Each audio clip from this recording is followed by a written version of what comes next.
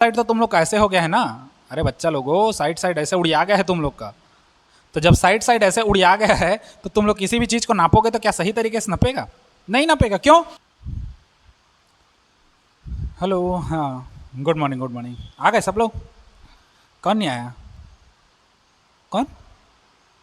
ये तो आ गया। अच्छा अच्छा अच्छा, बैठ बैठ। चल चल, तेरा चटका है, चालू करेंगे। हाँ, बोल बजरंग बली की जय। चलो, आज हम लोग देखेंगे त्रुटि के बारे में, ठीक। अच्छा, 2 दिन वीडियो आप लोग की इसलिए नहीं आई क्योंकि सर्वर ठीक से काम नहीं कर रहा था, नेटवर्क डाउन था, तो इसके कारण अपलोड होने में बड़ा दिक्कत जा रहा था। 4G चल रहा था, 5G में थोड़ा सा ज़्यादा जल्दी या बेहतर अपलोड होता है, 4G उतना अच्छा नेटवर्क नहीं आता, तो इसलिए आप लोग का वीडियो थोड़ा सा लेट हुआ। अब वीडियो आप लोग की कंटिन्यू आएगी, सब ठीक हो गया है, कंटिन्यू आएगी और कंटिन्यू आप लोग का पढ़ाई होगा। भले ही कम आए या ज़्यादा आए, लेकिन वीडियो हम लोग का कंटिन्यू आएगा। क्लियर है इतना चीज़? चलिए, आज हम लोग पढ़ते हैं त्रुटि के बारे में। जहाँ तक हो सके त्रुटि को कंप्लीट करने का प्रयास करेंगे, एक ही सेक्शन में। 1 घंटा का क्लास है तुम लोग का, फिर स्कूल जाओगे, कहाँ हो पाएगा कंप्लीट। ट्राई करते हैं, चलो। तो अगला हेडिंग डालो, चलो, त्रुटि। इंग्लिश में इसको एरर कहते हैं, ठीक। त्रुटि एरर क्या है? देखिए, कोई भी चीज़ अगर हम लोग मापते हैं तो उसका 2 मान प्राप्त होता है। एक वास्तविक मान, वास्तविक मान कहने का मतलब जो उस वस्तु की वास्तविक लंबाई होगी या कुछ वजन होगा उसको माप रहे हो, कुछ भी कह रहे हो।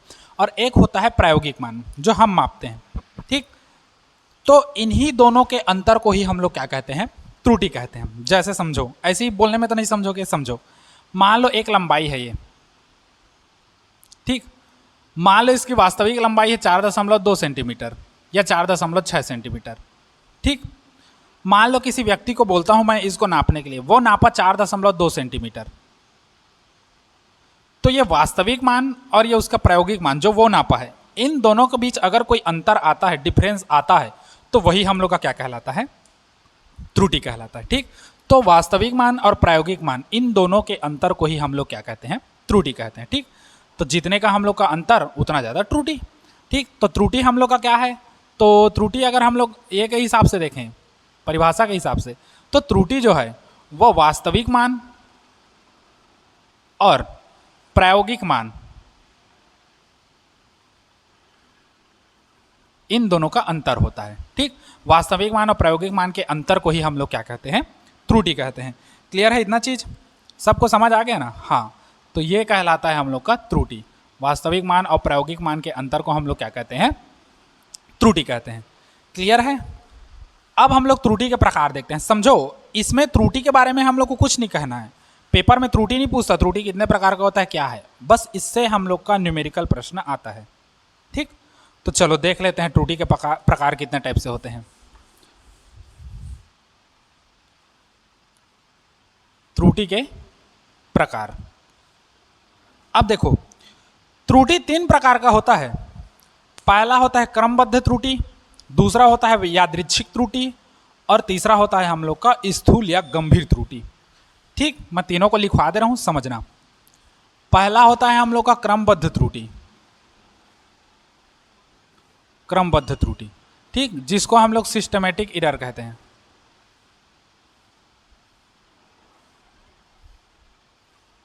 दूसरा होता है हम लोग का यादृच्छिक त्रुटि,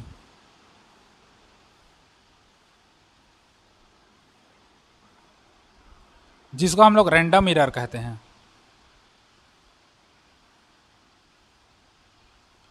और तीसरा होता है हम लोग के पास स्थूल या गंभीर त्रुटि।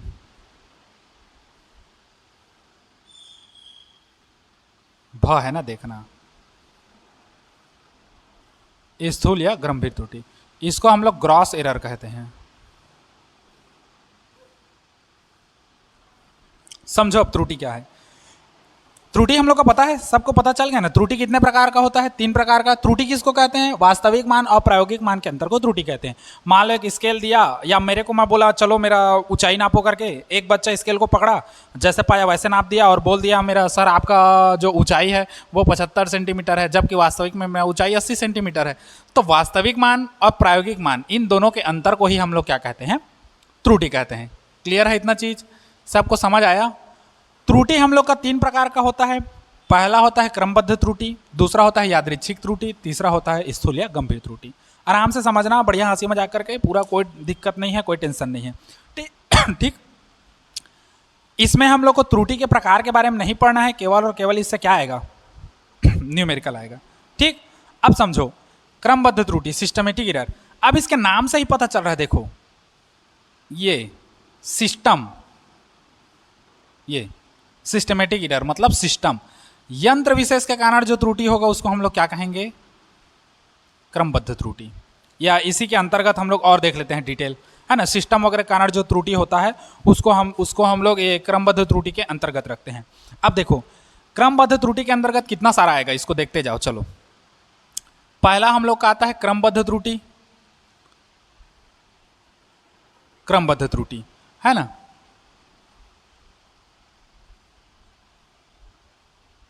सिस्टमेटिक एरर हो गया इतना चीज।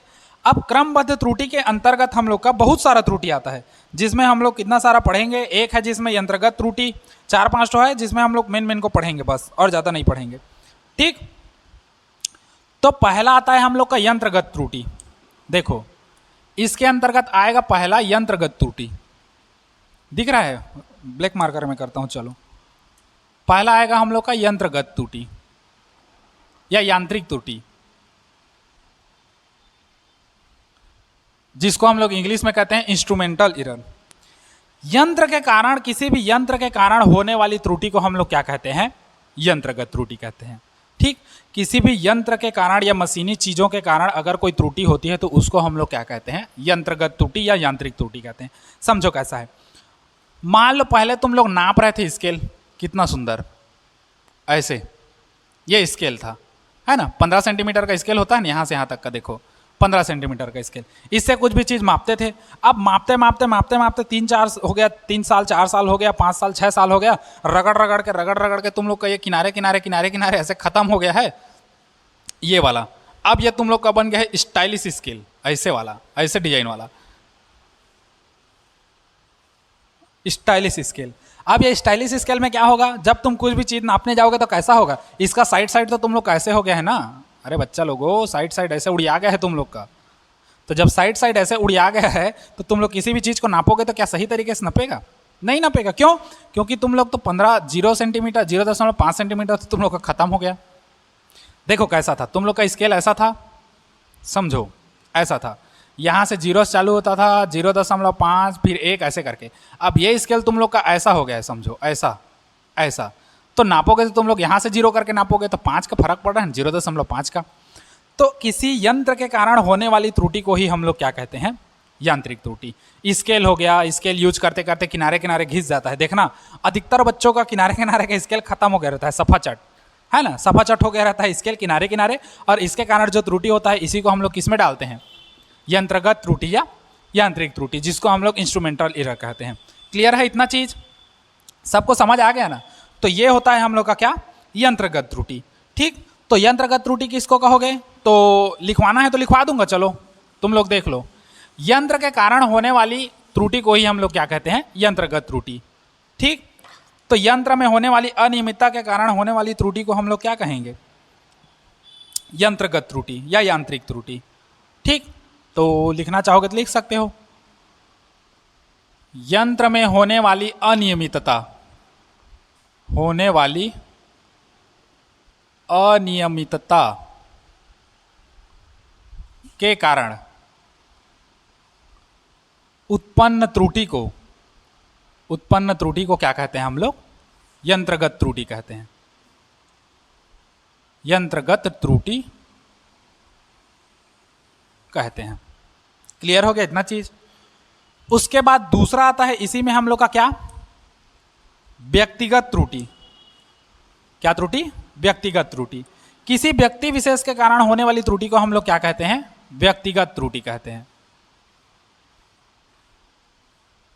व्यक्तिगत त्रुटि। अब समझो, किसी भी व्यक्ति विशेष के कारण होने वाली त्रुटि को ही हम लोग क्या कहते हैं, व्यक्तिगत त्रुटि कहते हैं। क्लियर है। हाँ, कैसे, मतलब मान लो कोई व्यक्ति है, वो कुछ नाप रहा है और कुछ गलत नाप दिया, है ना, या प्रयोगकर्ता सही तरीके से पाठ्यांक को नोट नहीं किया, कुछ भी हम लोग नाप रहे हैं या कुछ भी लैब में एक्सपेरिमेंट कर रहे हैं, जिसके कारण जो भी हम लोग का पाठ्यांक या जो भी कुछ नोट करना है उसको सही तरीके से कोई व्यक्ति नोट नहीं करता, तो उस व्यक्ति विशेष के कारण अगर कोई त्रुटि होता है तो उसको हम लोग क्या कहते हैं, व्यक्तिगत त्रुटि कहते हैं। ठीक, तो हम लोग का इसमें लिख दे रहा हूं, किसी व्यक्ति विशेष के कारण, किसी व्यक्ति विशेष के कारण, किसी व्यक्ति विशेष के कारण होने वाली त्रुटि को, होने वाली त्रुटि को क्या कहते हैं, व्यक्तिगत त्रुटि कहते हैं। इसका परिभाषा पढ़ते याद करते मत बैठे रहना। ठीक, ये हम लोग को इसको नहीं पूछता, इससे खाली न्यूमेरिकल आता है, मैं बार बार बोल रहा हूँ। इससे स्कूल में केवल और केवल न्यूमेरिकल आता है, इसमें यह त्रुटि कितने प्रकार का होता है या क्रमबद्ध त्रुटि किसको कहते हैं, यांत्रिक त्रुटि क्या है, ये सब हम लोग का नहीं पूछता। ठीक है, ठीक है मोर देवी दाई, इसमें हम लोग का वो सब नहीं पूछता, तो खाली अब समझो इसको बस क्या है। तो किसी व्यक्ति विशेष के कारण होने वाली त्रुटि को हम लोग क्या कहते हैं, व्यक्तिगत त्रुटि कहते हैं। क्लियर हो गया इतना चीज, सबको समझ आया? हाँ, उसके बाद हम लोग का आता है प्रायोगिक त्रुटि, है ना। उसके बाद हम लोग का एक क्या आता है, प्रायोगिक त्रुटि। तो बी के बाद हम लोग सी देखते हैं, सी, सी हम लोग का आएगा प्रायोगिक त्रुटि।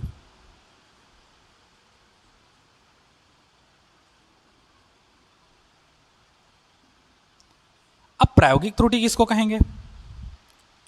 देखो, कोई भी तुम लोग प्रैक्टिकल करोगे, स्कूल में भी प्रैक्टिकल करोगे, तो पहले लैब में तुम लोग को प्रैक्टिकल पढ़ाया जाता है, या स्कूल में पहले पढ़ाया जाता है तब तो लैब में घुसाया जाता है। ऐसा थोड़ी है प्रैक्टिकल करना है फिर सीधा पकड़ के चले गए और प्रैक्टिकल करना चालू कर दिया, ऐसा तो नहीं है।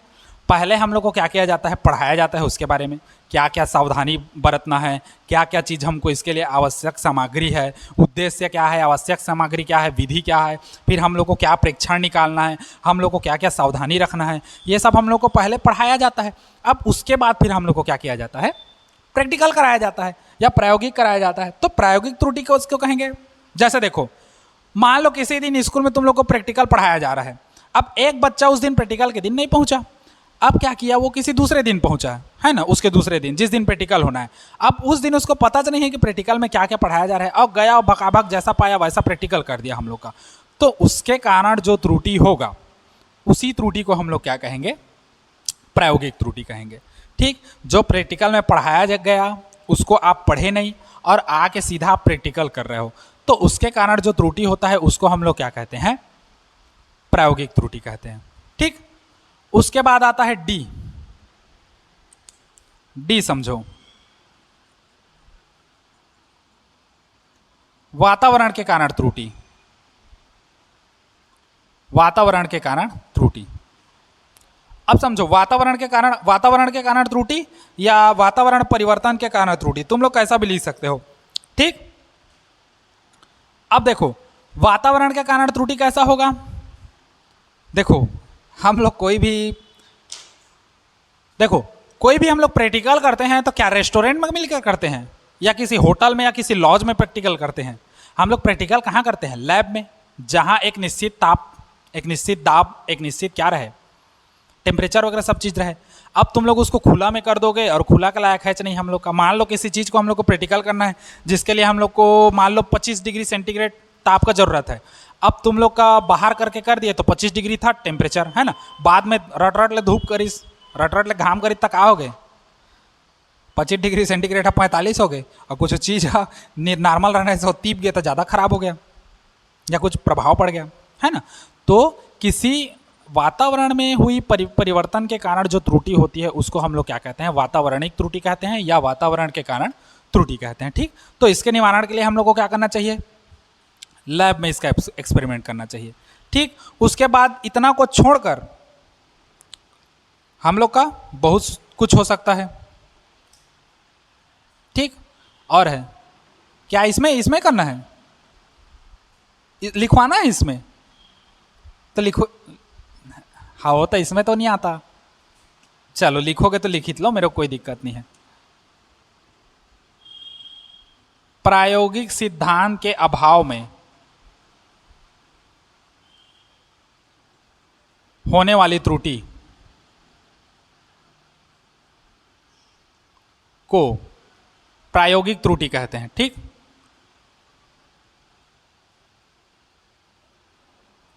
ये प्रायोगिक सिद्धांत के अभाव में होने वाली त्रुटि को हम लोग क्या कहते हैं? प्रायोगिक त्रुटि कहते हैं। क्लियर है इतना चीज? सबको समझ आ गया? किसी कोई दिक्कत? हाँ ठीक। तो ये हो गया हम लोग का। अब वातावरण के कारण त्रुटि है तो पता है, वातावरण में मतलब कुछ हम लोग को ऐसा एक्सपेरिमेंट होता है, ऐसा प्रयोग होता है जिसको हम लोग लैब में ही कर सकते हैं एक निश्चित सामान्य ताप दाब पर। ठीक, उससे बाहर हम लोग का नहीं कर सकते। खुले में करोगे तो हम लोग को एक निश्चित टेम्परेचर मिलेगा नहीं, ना तो एक निश्चित प्रेशर मिलेगा हमको। ठीक, तो इसलिए हम लोग को कुछ को लैब में करते हैं। बिना लैब के करोगे तो त्रुटि उत्पन्न होगा। तो यही हम लोग का क्या कहलाता है? वातावरण के कारण त्रुटि कहलाता है। और इसमें बहुत कुछ त्रुटि है ना, मैं इसको छोड़ रहा हूँ। कैसे? हाँ, आचार त्रुटि भी आता है। आचार त्रुटि क्या है? मान लो कोई प्रैक्टिकल कर रहे हो, प्रैक्टिकल में मान लो एक चीज़ गलत आ रहा है, अब उसको तुम लोग दूसरी बार प्रैक्टिकल किए, दूसरी बार भी गलत आया, तीसरी बार प्रैक्टिकल किए तो तीसरी बार भी गलत आया। मतलब कोई चीज़ की बार बार त्रुटि की पुनरावृत्ति हो तो उसको हम लोग आचार त्रुटि कहते हैं। तो हम लोग ये चार को जानते हैं, है ना, इतना चार को ही देखो। अब समझो, ये चारों त्रुटि का हमको कारण पता होता है। यंत्रगत त्रुटि हमको पता है, हम स्केल में देख रहे हैं यंत्र के कारण त्रुटि हो रहा है, हमको पक्का पता है। दूसरा व्यक्तिगत त्रुटि, इस व्यक्ति के कारण त्रुटि हो रहा है, ये भी हमको पता है, उधर नहीं है कोई। तीसरा प्रायोगिक त्रुटि, वो प्रैक्टिकल में आया नहीं, प्रैक्टिकल जिस दिन पढ़ा रहे थे अब आज होशियारी मार के वो प्रैक्टिकल कर रहा है, तो उसके कारण त्रुटि हो रहा है, कारण पता है ना हमको।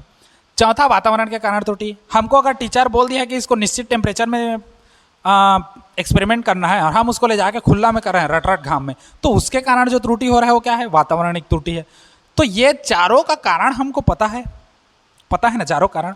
तो चारों का कारण पता है तो चारों का निवारण भी कर सकते हैं हम लोग, कारण पता है तो उसका उपाय भी कर सकते हैं। ठीक, तो ये होता है हम लोग का क्या? त्रुटि। लिखने का शौक है? चलो भाई, अब तुम लोग मानोगे नहीं, चलो लिख लो, आप लोग भी स्क्रीनशॉट ले लो, चलो लिख लो, चलो चलो। वातावरण के कारण त्रुटि, इसको मैं नहीं लिखवा रहा हूं, समझ जाओ।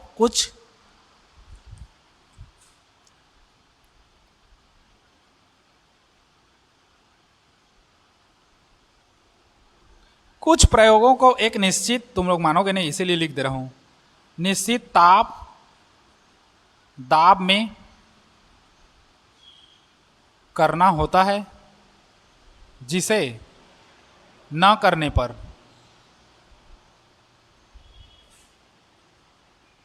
उत्पन्न त्रुटि को वातावरण के कारण त्रुटि कहते हैं। ठीक, चलो इसको नोट करो, एक स्क्रीनशॉट लो, फिर आगे चलते हैं।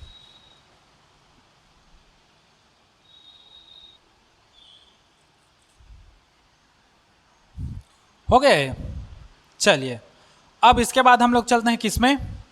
यादृच्छिक त्रुटि। सेकंड में हम लोग का पहला क्रमबद्ध त्रुटि था, अब दूसरा चलते हैं हम लोग यादृच्छिक त्रुटि। चलो हेडिंग डालो, यादृच्छिक त्रुटि, रैंडम एरर।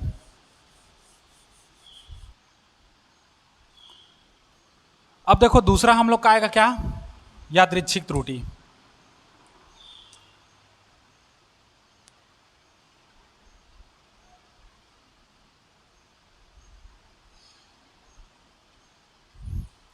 जिसको हम लोग इंग्लिश में रैंडम एरर कहते हैं।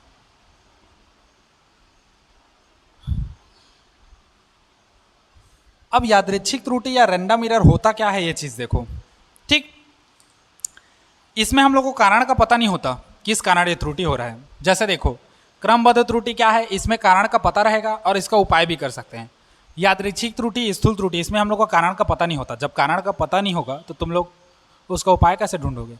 भाई तुम कहाँ पर गलती किए हो ये पता रहेगा तो तुम उसको सुधारोगे, और गलती किए हो कहाँ पर वो पता से नहीं तुमको, तो कौन सुधारी? मैं सुधारा, कोई नहीं सुधारे सके।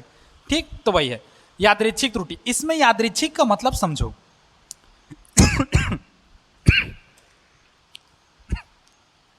एक सेकंड रुक जाओ। समझो, अब हम लोग कक्षा 9, कक्षा 10, 7वीं से लेकर पढ़ते आ रहे हैं, बीच बीच में प्रायिकता वगैरह पढ़े हो ना प्रायिकता। उसी में प्रायिकता में क्या रहता था? समझो, तुम लोग साइंस से समझ जाओगे, देखना बताऊंगा तो। ये हम लोग का मान लो एक थैला है, अरे रे रे, अरे रे, ऐसा थैला थोड़ी रहता है, थैला ऐसा रहता है, ऐसे है ना, ये ऐसे फील करो, थैला है ये, मटका नहीं है रे, थैला है ये, इसका रस्सी है, ये यहां से ऐसा बंधा है। ठीक, एक थैला है, इस थैले में मान लो 4 काली गेंद, 5 सफेद गेंद और 6 लाल गेंद है। हाँ देखा, मैं बोला था ना, समझ जाओगे एक ही बार में। बस बस, हाँ वही है। तो हम लोग छोटे कक्षा में क्या पढ़ते थे प्रायिकता में, मान लो एक थैले में 4 काली गेंद, 5 सफेद गेंद, 6 लाल गेंद है, उसमें से एक गेंद यादृच्छिक निकाला जाए। कैसा निकाला जाए? एक गेंद यादृच्छिक निकाला जाए, तो उसमें सफेद गेंद होने की प्रायिकता क्या होगी, या लाल गेंद होने की प्रायिकता क्या होगी, या काली गेंद होने की प्रायिकता होगी। तो भैया लोग, अगर बिना देखे तुम लोग उसमें से निकालोगे तो तुमको पता है क्या क्या आएगा? तुमको फिक्स पता है कि सफेद निकाल रहे हो कि लाल निकाल रहे हो कि काला निकाल रहे हो? नहीं पता है ना। तो इसी को हम लोग क्या कहते हैं? यादृच्छिक त्रुटि। मतलब जिसमें हम लोग को कारण पता नहीं होता, कारण कुछ पता नहीं होता हमको। भाई हम लोग उस बैग से गेंद निकाल रहे हैं, उसमें क्या निकल रहा है हमको थोड़ी पता है, तो हमको पता नहीं है, तो वही है यादृच्छिक त्रुटि। इसमें कारण का पता नहीं होता हम लोग का, ठीक। तो यादृच्छिक त्रुटि को हम लोग नहीं पढ़ते हैं, स्थूल गंभीर त्रुटि को भी नहीं पढ़ते हम लोग, ये दोनों छूट जाता है, ठीक। तो एरर के बारे में पढ़ते हैं।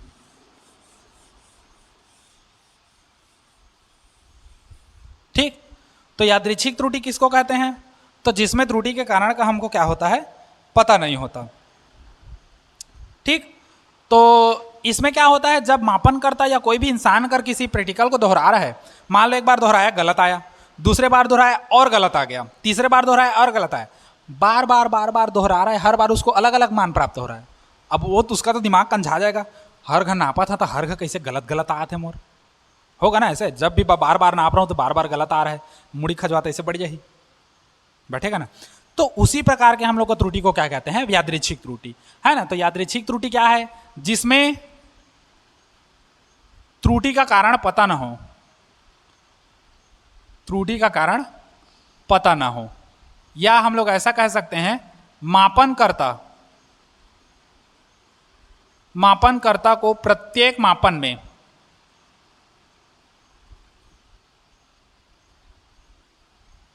भिन्न भिन्न मान प्राप्त हो, तो उस ऐसी त्रुटि को हम लोग क्या कहते हैं? यादृच्छिक त्रुटि कहते हैं। क्लियर है? उसके बाद हम लोग का तीसरा आता है क्या? स्थूल या गंभीर त्रुटि। स्थूल या कैसी त्रुटि? गंभीर त्रुटि, जिसको हम लोग क्या कहते हैं? ग्रॉस एरर कहते हैं। अब समझो स्थूल या गंभीर त्रुटि क्या है, ध्यान से समझना। वैसे ये इंपॉर्टेंट नहीं है लेकिन समझ लो, है ना, स्थूल या गंभीर त्रुटि क्या कहते हैं। जैसे मान लो एक प्रैक्टिकल हो रहा है हम लोग का, इसमें भी हम लोग को कारण पता नहीं होता, क्या क्या कारण से त्रुटि हुआ इसको हमको पता नहीं रहता, है ना। तो देखो, मान लो एक प्रैक्टिकल कर रहे हैं, मान लो किसी स्कूल में 60 बच्चे हैं, एक स्कूल में 60 बच्चे हैं, और हम लोग को एक स्केल से कुछ चीज मापना है। अब मान लो इस 60 बच्चों के बीच में 20 स्केल है मात्र, समझो कितना स्केल है? 20 स्केल है। तो एक एक बच्चे को एक एक स्केल देंगे तो 60 बच्चे को थोड़ी आएगा स्केल। तो हम लोग क्या करते हैं, 3-3 का टीम बना देते हैं, 3-3 बच्चों का क्या कर देते हैं? टीम बना देते हैं, मतलब एक ग्रुप बना देते हैं, समूह, है ना। ये 3 बच्चे का एक टीम हो गया, ये 3 एक बच्चे का टीम हो गया, ये 3 एक बच्चे का टीम हो गया, ये 3 एक बच्चे का टीम हो गया, ऐसे करके 3-3 बच्चों का टीम बना देते हैं, ठीक। और प्रत्येक ग्रुप में एक स्केल दे देते हैं, ठीक। तो 20 स्केल देंगे तो 20 दिया कितना? 60 बच्चे हो गए ना। क्लियर है? 3-3 का ग्रुप बनाए बच्चों का, और प्रत्येक ग्रुप में एक एक स्केल दे दिए। अब इन 3 बच्चों में पहला वाला बच्चा क्या करता है? पहला वाला बच्चा बोलता है मैं नापूंगा उसको, या जो भी हम लोग नापने के लिए हैं उसको वो नापेगा। दूसरा बच्चा क्या करता है? पहला बच्चा मैं नापूंगा कहता है, दूसरा बच्चा बोलता है ठीक है तू नाप, और तू जो नापेगा मेरे को बताना, ठीक। और मैं तीसरे वाले को बताऊंगा, तीसरे वाले का काम रहेगा नोट करना। क्लियर है इतना चीज? अब समझो, मान लो कोई भी वस्तु है, मान लो एक वस्तु है ऐसे करके, है ना, यहां से यहां तक की लंबाई का। अब ये इस लंबाई को नापता है और बोलता है 4.5 सेंटीमीटर है। नापने के बाद कितना बोला? 4.5 सेंटीमीटर है। अब ये वाला क्या करता है? दूसरा वाला बच्चा भैरा है, कम सुनता है, तो वो ये बोला 4.5, लेकिन वो सुना कितना? 4.3। अब ये बोल रहा है इसको 4.3, तो वो कर दिया कितना 4.3। अब ये सुना तो ये उतार दिया 4.3। अब बताओ क्या इसमें गलती का कारण पता है? नहीं पता। कैसे पता है बोल रही है?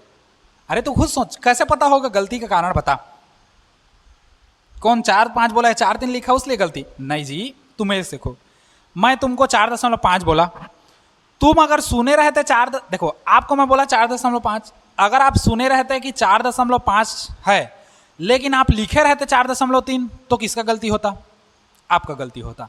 लेकिन यहां पर वो 4.5 बोला है, लेकिन दूसरा वाला तो भैरा है ना, वो कम सुन रहा है, वो सुना 4.3, वो बोल दिया 4.3, लिखने वाला लिख दिया 4.3। अब समझो किसी का गलती है यहां पर? नहीं है। बोलने वाला भी सही बोला, सुनने वाला भैरा है तो वो अपने हिसाब से सही सुना है, और लिखने वाला तो सुन के लिखा है। तो इसमें भी हम लोग को कारण का पता नहीं होता, तो इसलिए हम लोग इन सबको नहीं पढ़ते। ठीक, तो याद रखो क्रमबद्ध त्रुटि में त्रुटि का कारण पता होता है, कारण पता होता है, और कारण पता है तो इसका हम लोग उपाय भी पता होता है, उपाय भी हम लोग कर सकते हैं। और इन दोनों में हम लोग को कारण पता नहीं होता, कारण नहीं पता होता किसका? त्रुटि का। और जब त्रुटि का कारण नहीं पता तो त्रुटि का उपाय कैसे करोगे? क्लियर है इतना चीज? तो ये होता है हम लोग का त्रुटि का प्रकार। सबको समझ आया? कहीं पर कोई दिक्कत या कोई तकलीफ हो? नहीं है ना? चलिए तो इसको नोट करिए, जैसा भी बन रहा है अपने हिसाब से, उसके बाद फिर हम लोग आगे बढ़ते हैं। ठीक, चलिए नोट कीजिए इसको।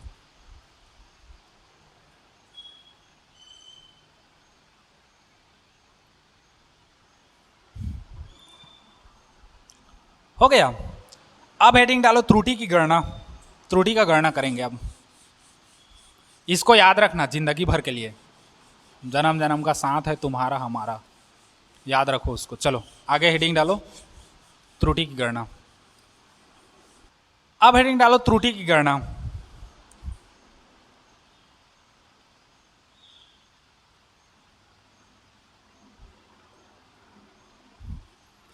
ठीक, अब हेडिंग डालो त्रुटि की गणना।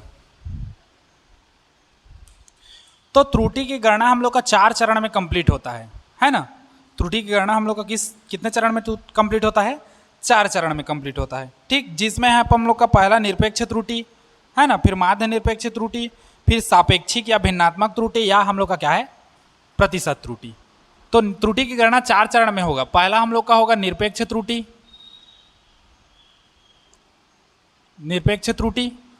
दूसरा होता है हम लोग का माध्य निरपेक्ष त्रुटि,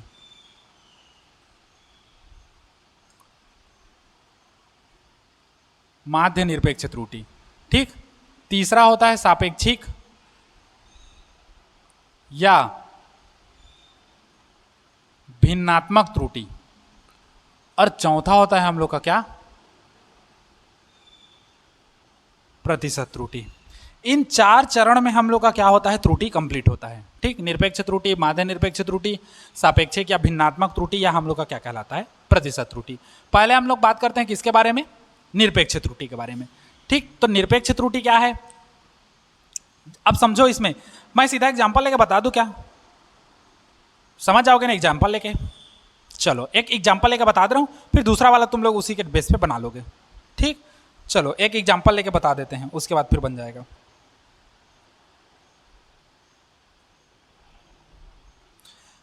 तो याद रखना निरपेक्ष त्रुटि को डेल से प्रदर्शित करते हैं, है ना? ये आगे बताते जाऊं तब समझोगे, आगे बताते जाऊंगा। हाँ चलो, तो आगे बताते जाएंगे, वहां से समझ जाओगे हम लोग।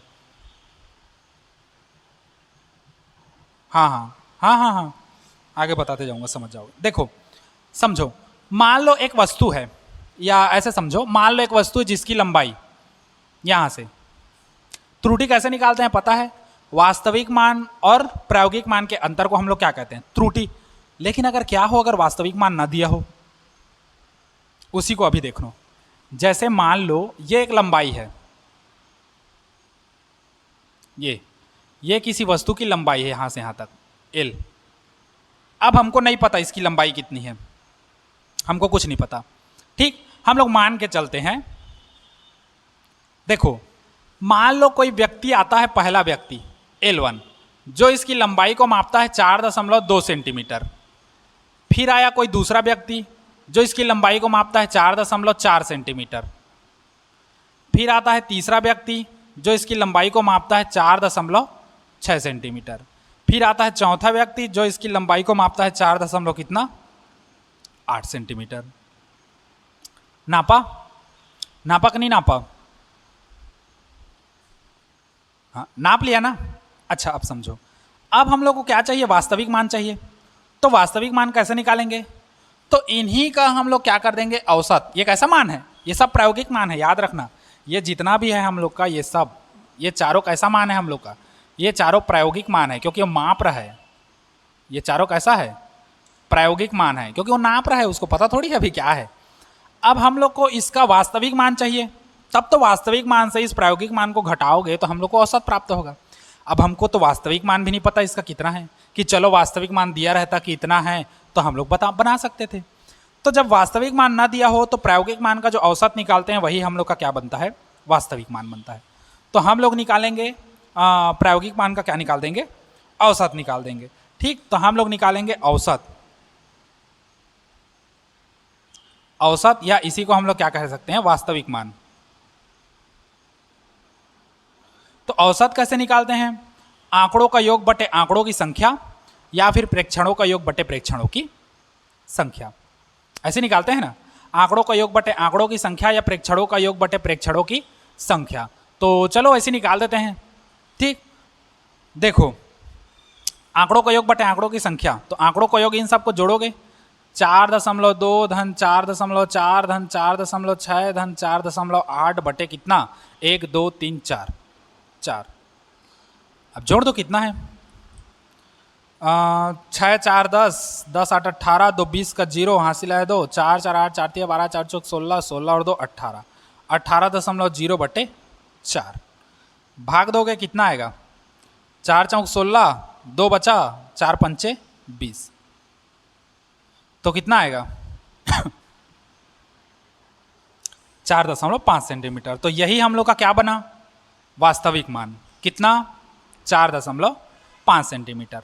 ठीक, अब हम लोग क्या निकालेंगे? निरपेक्ष त्रुटि। अब निरपेक्ष त्रुटि कैसे निकालते हैं समझो, ध्यान से समझना। निरपेक्ष त्रुटि कैसे निकालेंगे? तो ये वास्तविक मान और प्रायोगिक मान, इन दोनों के अंतर से ही हम लोग क्या निकलेगा? निरपेक्ष त्रुटि निकलेगा। क्लियर है? सबको समझ आ गया ना?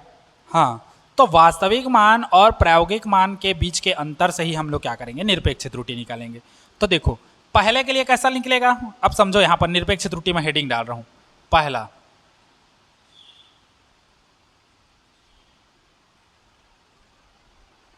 निरपेक्ष त्रुटि हम लोग पहले निकालेंगे डेल L1। समझना, नहीं दिखेगा तो बड़ा लिख रहा हूं, डेल L1। अब डेल L1 कैसे निकलेगा? तो ये निकलेगा, वास्तविक मान में से प्रायोगिक मान को घटाओगे, इसी के लिए L1 के लिए। तो वास्तविक मान कितना है?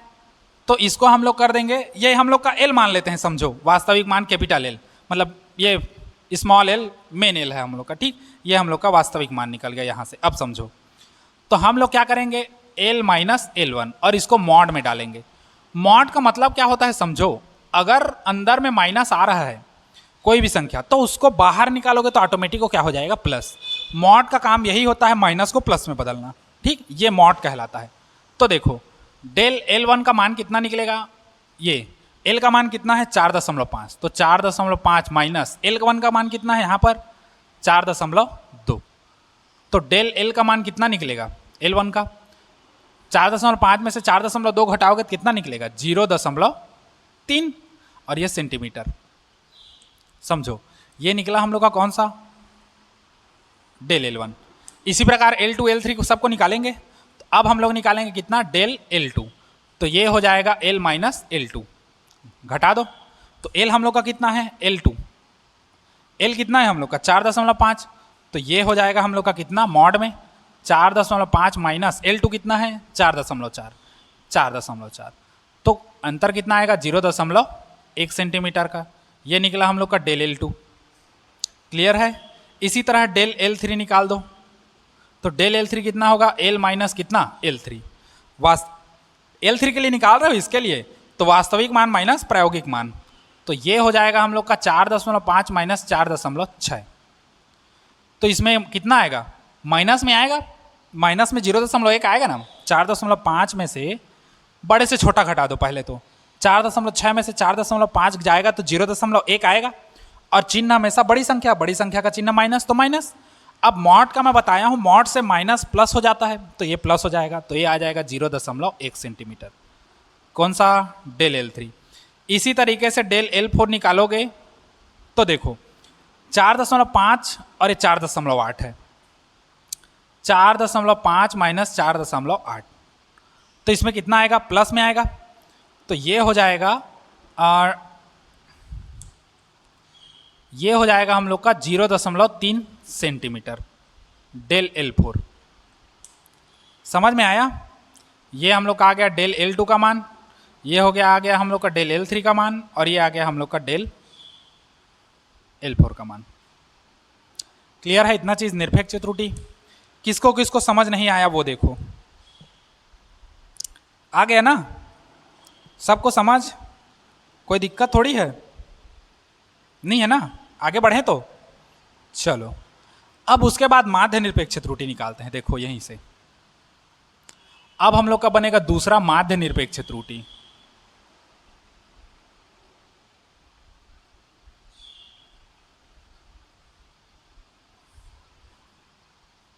अब समझो माध्य निरपेक्ष त्रुटि हम लोग का कैसा बनता है। तो यही जो हम लोग का त्रुटि का आया है, देखो निरपेक्ष त्रुटि का माध्य निकालना है। माध्य मतलब फिर वही औसत टाइप का है। तो निरपेक्ष त्रुटि कहाँ है, ये चार्ट हुआ है, del L1 del L2 del L3 del L4, इसी का हम लोग का निकलेगा माध्य निरपेक्ष त्रुटि।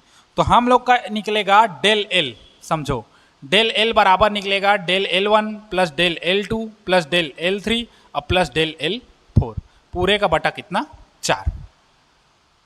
समझे इस चीज को। अब देखो डेल L का मान हम लोग कर देते हैं, L1 कितना है, डेल L1 0.3, L2 कितना है 0.1, L3 कितना है 0.1, L4 कितना है 0.3 बटे कितना, 4। डेल L बराबर, अब जोड़ दो कितना कितना आ रहा है, 3 1 4, 4 4 8, तो 0.8 बटे 4, तो डेल L का मान कितना आएगा 0.2 सेंटीमीटर। आया इतना चीज, हाँ सबको समझ आया, क्लियर है। किसी को कोई डाउट, कोई दिक्कत, कोई तकलीफ हो तो बताओ, नहीं है। चलो अब आगे बढ़ें। अब हम लोग को क्या निकालना है, हाँ तो सापेक्षिक या भिन्नात्मक त्रुटि निकालते हैं। भिन्नात्मक मतलब बटा करना है, तो किसको किसको बटा करोगे, तो माध्य निरपेक्ष त्रुटि और जो हम लोग का वास्तविक मान है इसी को हम लोग का बटा कर देते हैं, तो हम लोग का निकल जाएगा। ठीक, तो देखो तीसरा हम लोग का आता है क्या, सापेक्षिक या भिन्नात्मक त्रुटि। सापेक्षिक या भिन्नात्मक त्रुटि, तो ये कैसा आएगा, ये होगा माध्य निरपेक्ष त्रुटि बटे कितना, वास्तविक मान। ठीक, तो देखो माध्य निरपेक्ष त्रुटि कितना है, ये 0.2, और वास्तविक मान हम लोग का कितना है 4.5, तो ये हो गया हम लोग का 4.5, तो ये हो गया हम लोग का सापेक्षिक और भिन्नात्मक त्रुटि। उसके बाद हम लोग का है लास्ट प्रतिशत त्रुटि। तो प्रतिशत त्रुटि हम ज़्यादा कुछ नहीं करते, इसी में 100% का गुणा कर देते हैं। ठीक, तो चौथा हम लोग का क्या है, चौथा है हम लोग का प्रतिशत त्रुटि। प्रतिशत त्रुटि, तो प्रतिशत त्रुटि के लिए हम लोग कैसे करेंगे, तो इसी में हम लोग का 100 का गुणा कर देंगे, तो 0.2 बटे 4.5 गुणित कितना हो जाएगा 100%। ये इसको हल करेंगे तो आएगा। हाँ हाँ कठिन नहीं है जी, एकदम सरल है, तुमको लगता है वैसा कठिन है।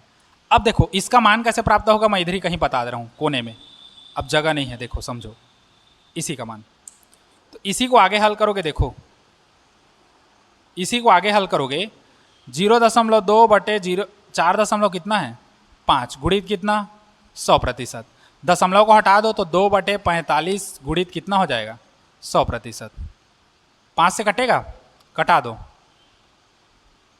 इसको कटा दो, 5 निया 45, 5 दूने 10, 5 शून्य 0, 20%। अब 20 दूने कितना हो गया 40 बटे 9%। अब इसको कटा दो, कितना आएगा, 9 चौक 36, 4 बचा, दशमलव डालोगे तो 1 जीरो बढ़ेगा, फिर 9 चौक 36, फिर 4 बचेगा, दशमलव, फिर 1 जीरो, फिर 9 चौक 36, मतलब 4.44% आएगा हम लोग का। 4 दशमलव कितना परसेंट, 44%।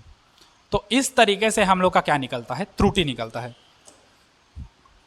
क्लियर है इतना चीज, समझ आया सबको?